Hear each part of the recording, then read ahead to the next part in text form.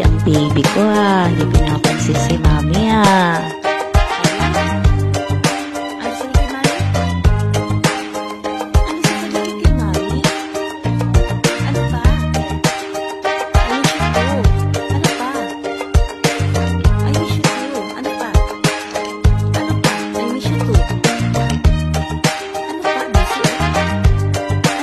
Baby, pansin mo naman si mami.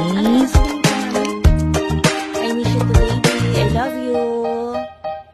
I love you. Ayaw talaga akong pansinin, no? I love you.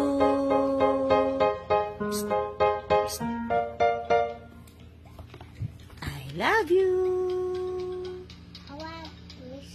I miss you too. Yun, napasagot ko din. I love you too.